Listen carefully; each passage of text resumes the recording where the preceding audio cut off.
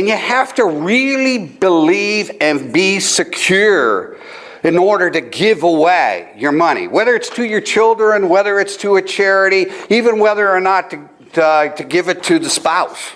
You know, what's the number one reason for divorce? Money. So you have to become educated. And there's hardly any programs out there that just educates. In fact, you know, there's study after study, and we're going to go through our quiz a little bit. You know, we're kind of financial illiterates when it comes to money. There literally is a Wall Street and a Main Street, you know. And here in Laguna Beach, I think we're a little bit more sophisticated than most. Much more sophisticated than those folks in Anaheim, don't you think? But, you know, there's a lot to learn. And there is nowhere you can go to get educated because everybody's selling something. Okay? And that gets me back to the reason of number 2 why I do the workshops. I get paid, for one, by the charitable organizations. 2 is I'm a private fiduciary. I don't know, most people don't know what that means, but I'm a private licensed fiduciary.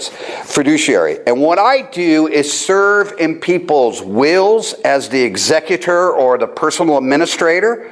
I serve as an agent in the durable power of attorney for property or for assets. I serve as an agent for people in the Advanced Healthcare Directive, and I serve as a successor trustee in people's living trust. The definition of a fiduciary is that you are held liable for a best interest standard. So if somebody can show that I didn't serve the person in their best interest, then I could be held liable. Okay. Let's talk about the Smith Barney broker. Is the Smith Barney broker a fiduciary? Who is monitoring the fiduciaries? Nobody. Trust me. We'll talk a little bit more about that. But are a Smith Barney broker a fiduciary? No. They're under what's called suitability, and we'll talk a little bit more about that.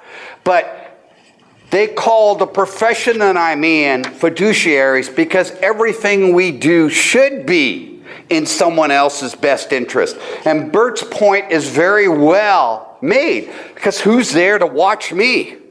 You know, and we're not going to get into that area. But if I told you I'm a great fiduciary, would you believe me? Of course not. You know? And so the hope is, as you see me through the next 8 weeks, you see, we also do what's called an It's Your Estate workshop, which we'll be doing here in September. It's a way for me to market myself in the program. And that's number 2 reason why I do the workshop series. My third reason why I do the workshop series is that I have been in the financial services industry. I am a registered investment advisor. And did anybody see the documentary Inside Job? Or The Big Short? Or read any of the books of what's gone on in Wall Street? Well, there really is a dark night. You know, and when doing these workshops, I feel like the White Knight. I'm coming in on the horse and saying, hey, look, beware, beware. And it's a great satisfaction for me to do so, because there's hardly anyone doing it out there. And so for those 3 reasons is why I do the workshops. All right. So our mission is to promote self-awareness of your own financial and estate plans. I think of when I'm on an airplane and they say, hey, we may go through some turbulence, the cabin may lose some air pressure, and the masks will drop down. And they said if you're with a child, Don't put it on the child first. Put it on yourself first and then the child. I feel a little bit that way about money. It says, you know, you're married, you ought to take care of the spouse. Yeah, that's true, but you ought to take care of yourself first.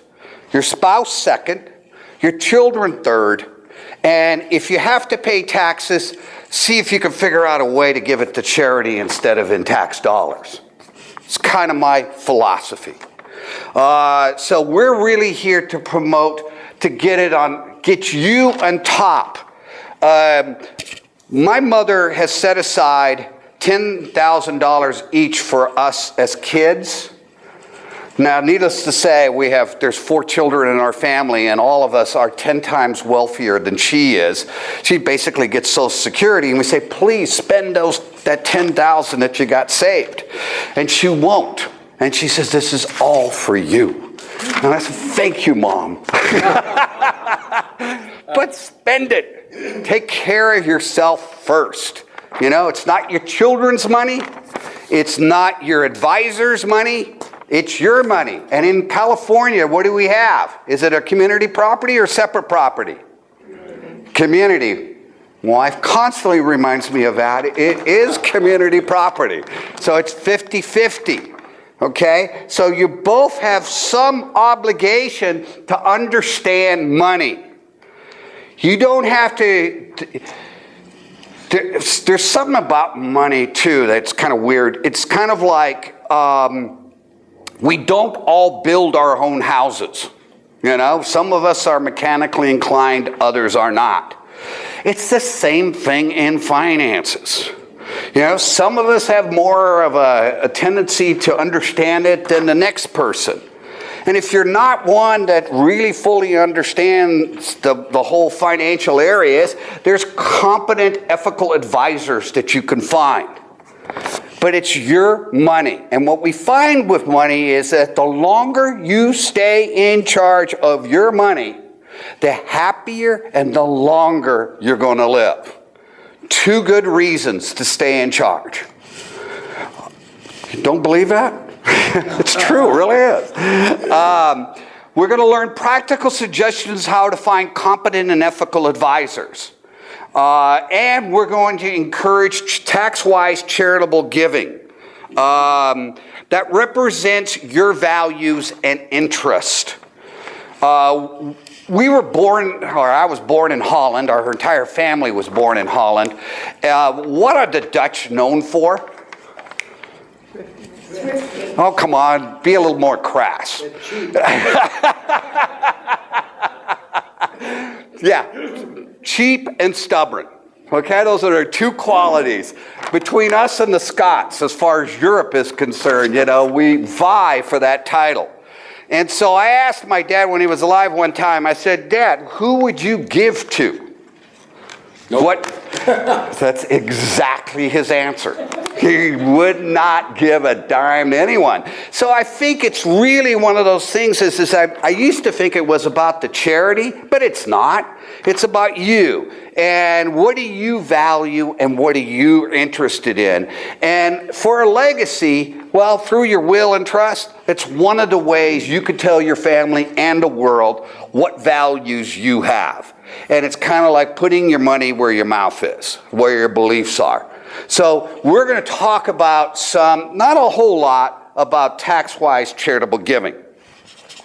For full disclosure, I do want to mention that I'm on 2 nonprofit boards. One is the Laguna Beach Community Foundation, which is brand new. Darcy over here, Darcy Loveland, is the president and CEO. And I'm on the board of directors for the Laguna Canyon Foundation and have been for about the last 13, 14 years here in Laguna Beach. So, but it doesn't matter as far as I'm concerned, or even Darcy is concerned, as to what charitable organization you give to, or whether or not you, like my dad's attitude, you don't want to give a dime. So we don't care as far as the program is concerned. But if you do want to do something like that, then we want you to do it in a tax-wise way. And it's not easy. There's a lot of rules, and we'll talk about some of those. Okay, let's go through the first one. Now, I don't want any woman to answer this first question. Women are better money managers than men. Yes. Okay, all righty. Why do you think a woman is a better manager? Huh? Because what? She spends it. She spends it, so she's in control. Is that what you're? Okay. What else? Why are women better money managers? The answer, by the way, is true. Generally, okay. There's always yes. So you're a better research person. Would that, you spend more time. Not emotionally tied. I wouldn't say that so much. I would say there's more time. I think they're more cautious. And so when they make a decision, they're more sure of that decision. Generally. Let him go. Huh? Let him go in terms of big picture kind of guy. Less ego. Males have egos? Come on. So these are the qualities of women. Notice I just saved a little bit of space for men. Okay. How do men invest? Generally. Impulsive. Huh? Impulsive. You know what I call this impulsive? The remote control. Okay? If you're married, you probably had many discussions about the remote control. When I grab the remote control, I start clicking through the channels until something of interest sparks me, and then I leave it on there for 2 or 3 minutes, and then I continue. My wife, on the other hand, will take out the TV guide, look to see what's playing, we'll go to that station and leave it on for the entire program. And that's what she didn't like. But we're more impulsive, okay? We have more of a remote control kind of attitude towards investing. Okay, now, what does Wall Street want? Do they want Now this? No. Or do they want this? yeah. They want impulsive remote control. Okay? Not only that, but men don't stick with the strategy very long. Just like the remote control on the TV. So the woman, on the whole, will stay with the program longer. May sometimes too long, but they'll stay with it longer. They'll give it a chance. They'll work with it, find out and figure out what's wrong here before they make a change. Very few women will make it a change in an instant. They want to research it. They're very cautious, very clear. Men, on the other hand, are not. So generally, okay? So every male in this room is an exception, of course. The